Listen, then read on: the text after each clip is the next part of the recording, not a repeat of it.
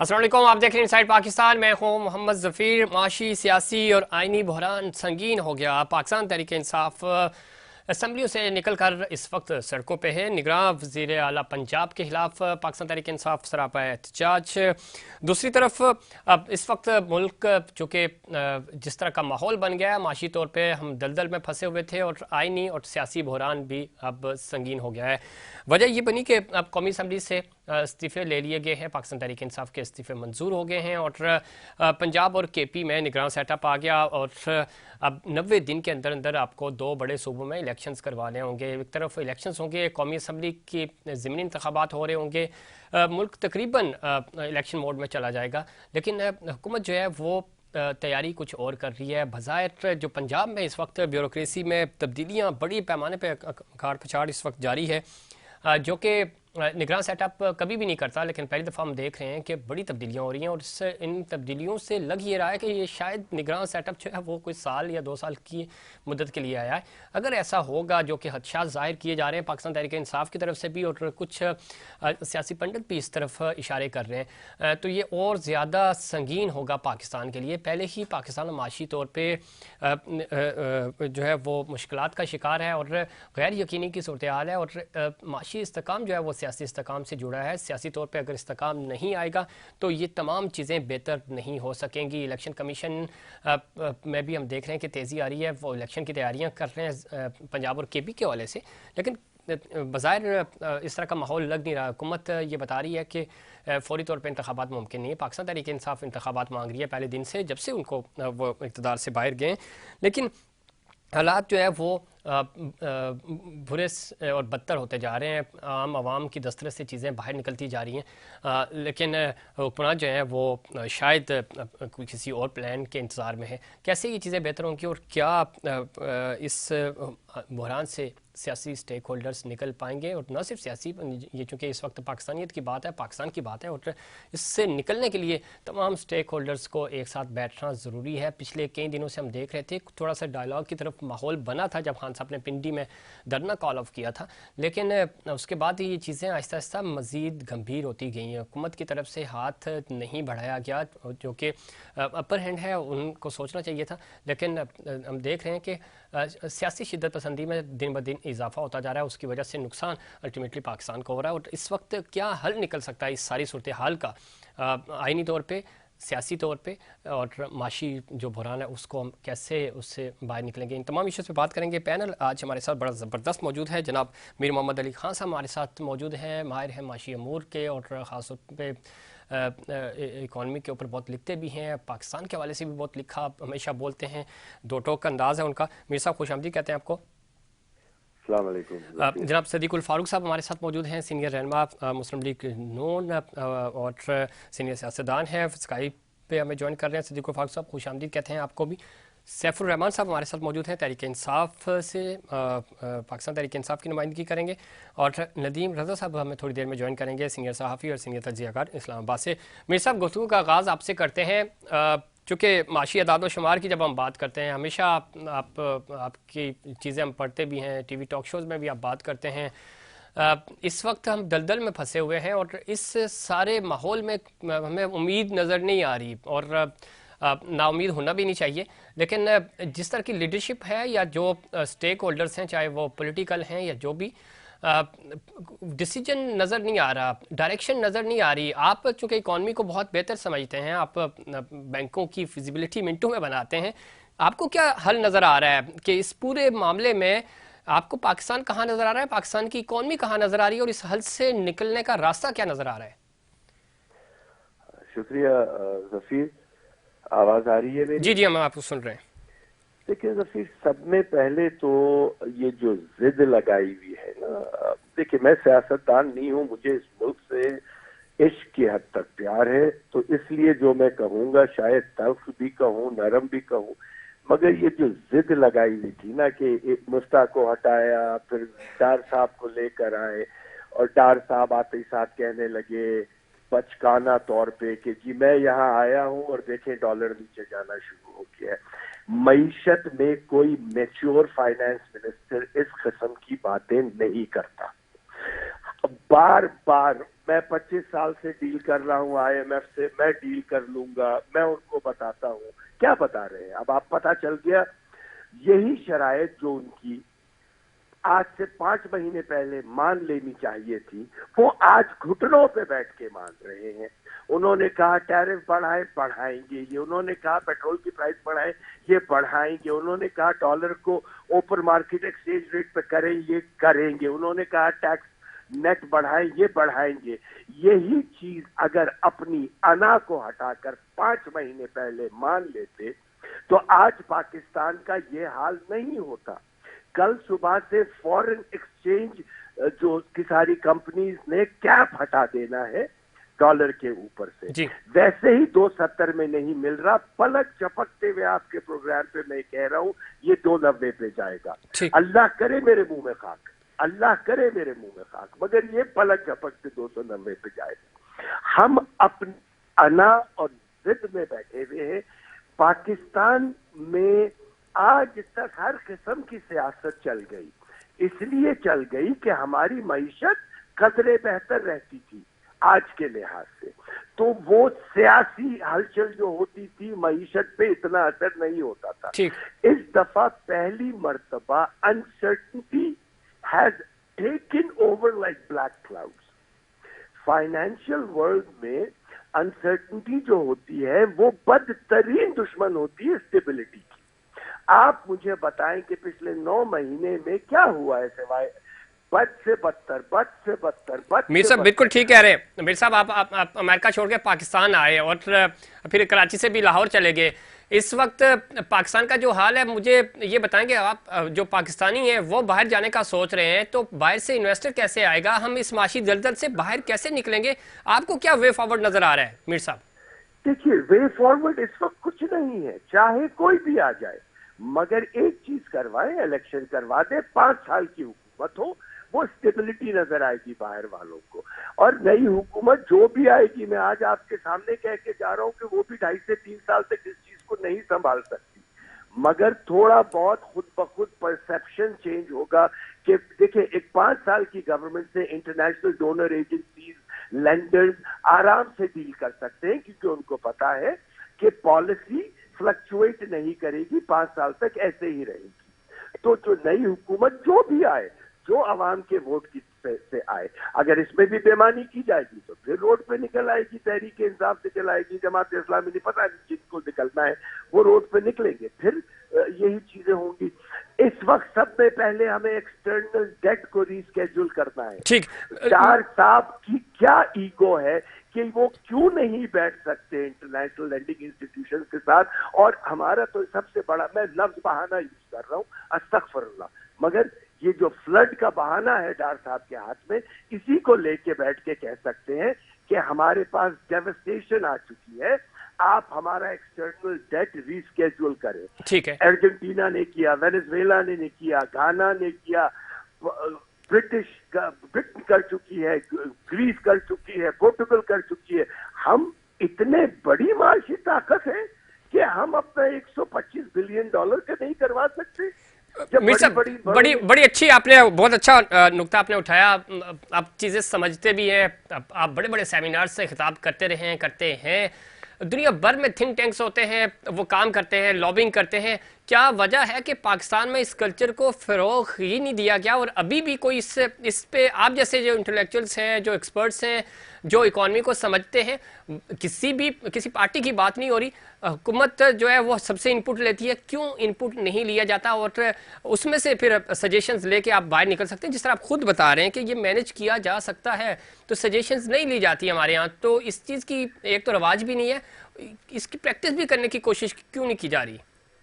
देखिए जफीर, यहाँ जो सहाफी है वो कभी या तो तहरीक इंसाफ की तरफ टिल्ट है, या मुस्लिम लीग की तरफ टिल्ट है, या पीपल्स पार्टी की तरफ टिल्ट है, पाकिस्तान की तरफ कोई नहीं टिल्ट है। थिंक टैंक्स जो है, जो हुकूमत उनको ज्यादा फंडिंग करती है, उसकी वाह जय जयकार उनकी ये करते हैं। पाकिस्तान में आप मुझे बताइए कि कितने इकोनॉमिस्ट हैं इस वक्त? इस वक्त जार साहब ने एक ऑस्टेरिटी की कमेटी बनाई है, जिसके अंदर 14 आदमी रखे हैं। दीवार पे सर मार ले इंसान जाके, पैसे बचाने के लिए कमेटी बनाई है फाइनेंस मिनिस्ट्री के अंदर कि पैसे किस तरीके से बचाए जाएंगे, उसकी आप हमें सजेशन दें, और उसमें 14 इंसानों को रख लिया।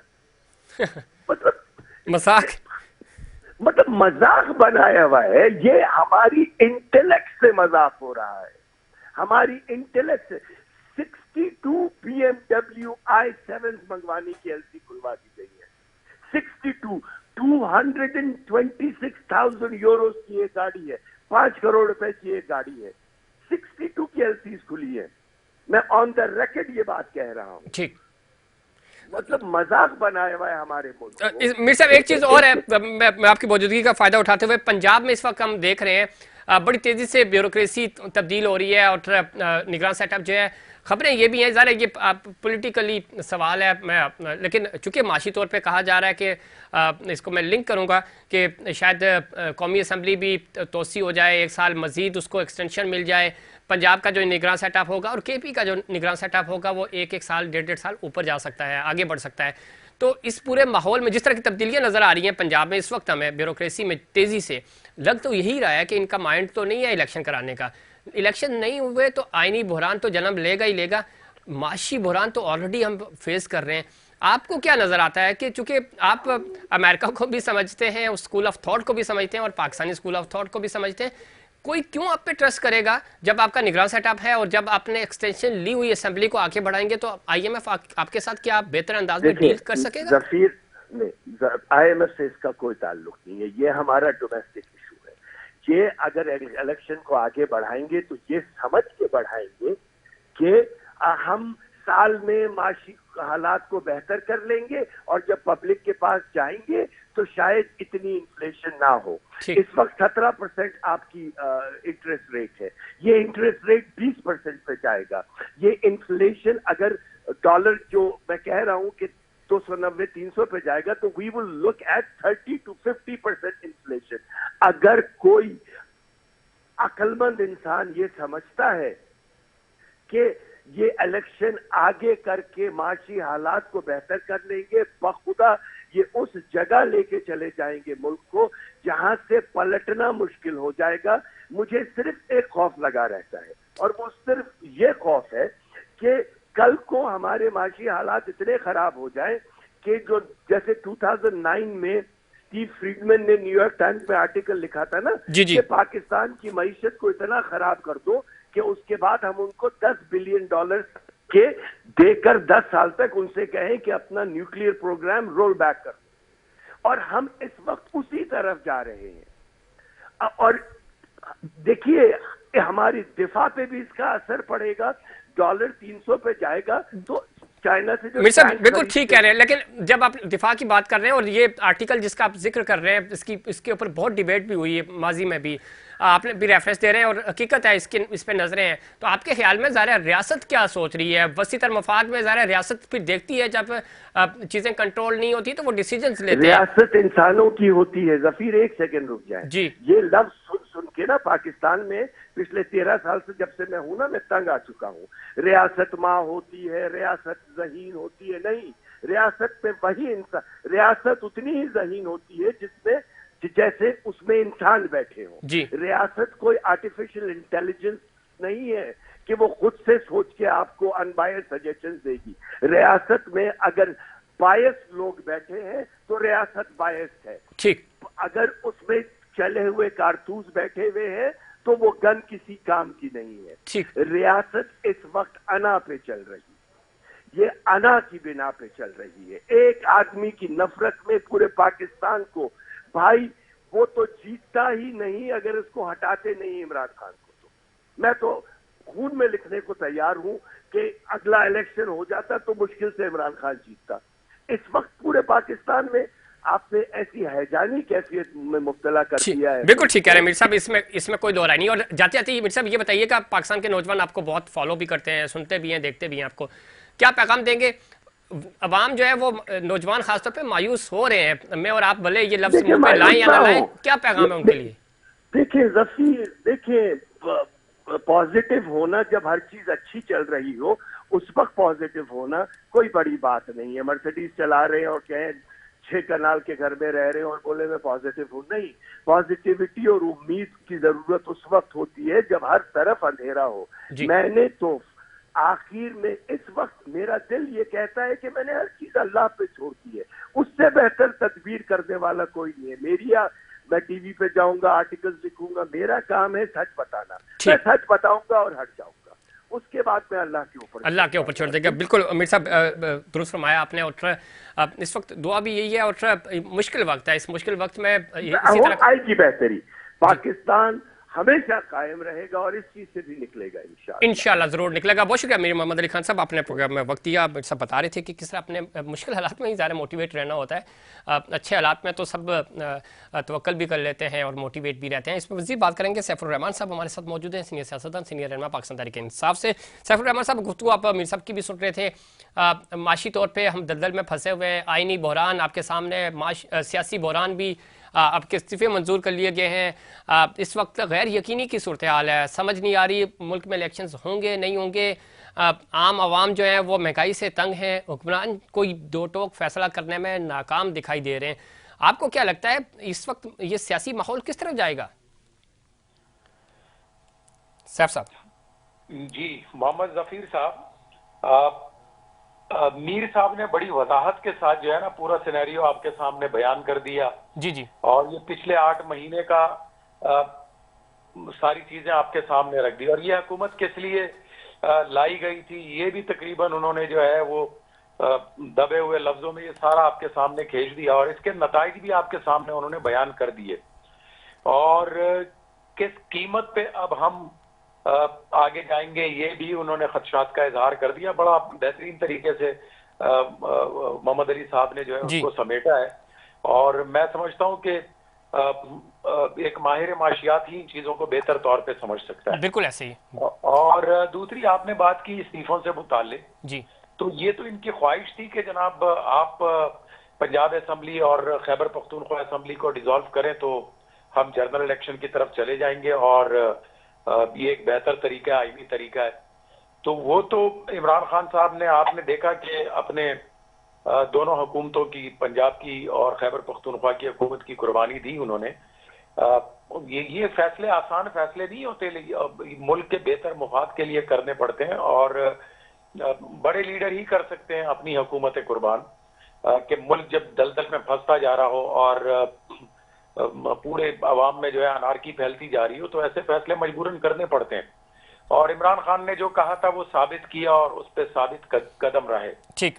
अब रही ये बात कि जिस तरह ये इंपोर्टेड गवर्नमेंट जो उसका शिकार हो गई है, खुद को अनसिक्योर समझने लग गई है, क्योंकि इलेक्शन से तो ये पहले दिन से भाग रहे।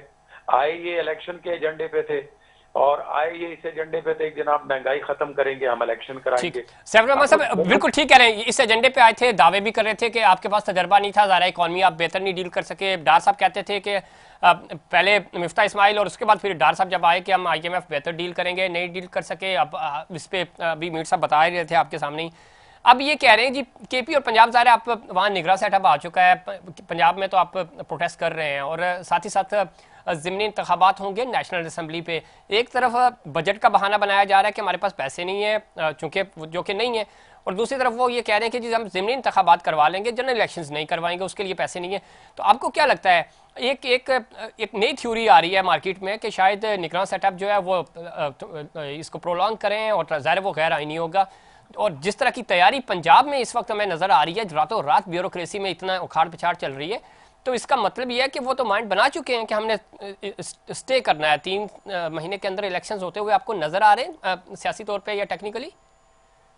देखिए, बात यह है कि मसला ये नहीं है कि ये इलेक्शन उन सीटों पे होते हैं जो पाकिस्तान तहरीक इंसाफ ने इस्तीफे दिए हैं। इमरान खान पहले भी 17 हलकों पे जो है आपके इनका मुकाबला कर चुके हैं, 11 हलकों पे, 9 हलकों पे कर चुके हैं। वो तमाम तर नताइज आपके सामने है। सोचना यह है, फिक्र की बात यह है कि क्या ये मुल्क मजीद इस बात का मुतहम्मिल हो सकता है कि 2 सूबों में एक सूबा जो कि बड़ा सूबा है पंजाब का, और क्या खैबर पख्तूनख्वा, और क्या आप ये इसका मुतहम्मिल हो सकता है कि आपके 64%, 62% सीटें खाली हो मुल्क में, और कौमी असम्बली में आपकी 40% सीटें खाली हो, और आप दोबारा जो है फिर या तो 3 महीने बाद 4 महीने बाद इलेक्शन में जाएं, या फिर आप किसी ऐसे उसका सहारा लें कि जो जिसकी कानून में कोई गुंजाइश नहीं है। मेरा ख्याल है जी कि ना तो इनसे ये मजीद आप इनको 1 साल एक्सटेंशन दे दें, इनके बस की बात है। असल तबाही और बर्बादी पाकिस्तान की है ही ये हुक्मरान जो इस वक्त मौजूद हैं, या जो हम पर मुसल्लत कर दिए गए हैं। इसमें सैफुर रहमान साहब एक बात जो समझ आती है, मीर साहब भी फरमा रहे थे और जो हमें भी बीइंग अ जर्नलिस्ट हम ऑब्जर्व करते हैं, पॉलिटिकल गैदरिंग्स में जाते हैं, जलसे जुलूस रैलियां कवर करते हैं, मेरा नहीं ख्याल 1 साल के बाद भी अगर इलेक्शंस हों और ये भले ये केयर टेकर सेटअप भी आगे चला जाए तो उसके बाद नताइज इनके खिलाफ ही आएंगे। जो लोग हैं, जो महंगाई है वो कंट्रोल तो होती हुई नजर नहीं आ रही, इनको तो कोई ब्रेक थ्रू मिलने वाला नहीं है, तो फिर ये प्रैक्टिस क्यों कर रहे हैं कि 1 साल के बाद हम इलेक्शंस में जाएं? अभी फौरी तौर पे इलेक्शंस में जाने के लिए क्यों रजामंद नहीं हो रहे हैं? और जो बजट की आप बात करें, तकरीबन पूरा पाकिस्तान ही जा रहा है। अगर 150 इस्तीफे आपके मंजूर हो जाते हैं तो उन पे आपको 90 दिन में इलेक्शंस कराने हैं, नहीं कराएंगे तो भी बुहरान है। केपी और पंजाब अलग है, तो ये माहौल तो इलेक्शन का बना हुआ है। डिले करेंगे तो इससे तो पाकिस्तान तहरीक इंसाफ की बयानिए को और तकवीत मिलेगी। देखिए, बात यह है कि मखसूस एजेंडे के तहत आए थे ये लोग जी, और उस एजेंडे में बहुत सारी चीजें शामिल है। आपने देखा कि किस तरीके से एक दूसरे को, एक चोर बैठ के अपने बेटे को जो है एनआरओ दे रहा है और खुद को दे रहा है, किस तरह अपने केसेस माफ कराए जा रहे हैं। तो ये चीजें किसी से ढकी छुपी नहीं है। अभी कल की ही बात है कि पूरे मुल्क में जो बिजली का ब्रेकडाउन आया है, जिसे वो खुद तस्लीम भी करते हैं कि ये हुआ है, लेकिन उसकी कोई जिम्मेदारी किसी पे फिक्स नहीं की जा रही। क्या इन चीजों का मुतहम्मिल पाकिस्तान एक एटमी कुव्वत है, एक बड़ी अस्करी कुव्वत है, और हमारे जो बॉर्डर हैं वो भी इस तरह हैं कि हमें आए दिन जो है उस पे मसाइल का सामना करना पड़ता है। तो हम इस चीज के मुतहम्मिल नहीं है कि हम इस तरह की चीजों का सामना करें। मैं समझता हूं कि देखिए, ये जिस मकसद के लिए आए थे वो मकसद तो किसी हद तक अपना भी पूरा कर लिया।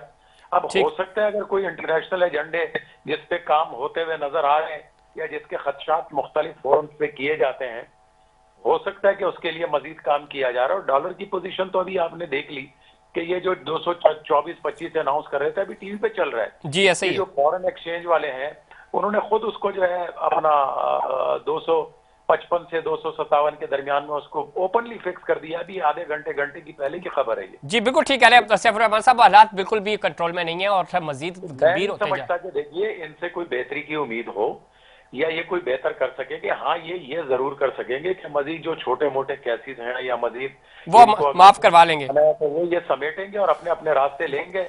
सामना सैफुर रहमान साहब ये तो फ्लाइट पकड़ के निकल जाएंगे, इनके पैसे भी बाहर हैं, बच्चे भी बाहर हैं, घर भी बाहर बना रहे हैं, मेरा आपका आम आवाम का क्या होगा? देखिए, वो तो सदीकुल फारूक साहब अभी आपके साथ लाइन पे हैं जी। और मेरा ख्याल है वो आपको बताएंगे कि आम आवाम का क्या होगा। आम आवाम का तो जो भी होगा, लेकिन मैं समझता हूँ कि ये क्या करेंगे जो यहाँ रह जाएंगे लोग। ये सही कह रहे हैं, ये बात भी ठीक है सैफुर रहमान साहब। आप मुझे उनके बाद मौका देते हो मुझसे, मुझे ब्रेक पे ही जाना होगा, वक्त भी कम है। आपका शुक्रिया, और ब्रेक के बाद में आपकी अदम मौजूदगी में उनसे मैं पूछूंगा जरूर, और ज़ाहिर है उनसे बनता है, वो उनकी हुकूमत है। बहुत शुक्रिया सैफुर रहमान साहब, आपने प्रोग्राम में वक्त दिया। नाज़रीन, हालात इतने अच्छे नहीं है, बहुत मुश्किल सूरत हाल है, और इस सारी गंभीर सूरत हाल से निकलने के लिए कोई वे फॉरवर्ड हमें नज़र नहीं आ रहा, और हुकूमत इसके ऊपर क्या प्लान कर रही है, उनके पास क्या कोई पॉलिसी है, इस पे बात करेंगे। ब्रेक के बाद हमें सदीकुल फारूक साहब ज्वाइन करेंगे और उनसे पूछेंगे कि उनके पास क्या प्लान है, कैसे इस दलदल से बाहर निकला जाएगा। लेकिन उससे पहले कमर्शियल ब्रेक।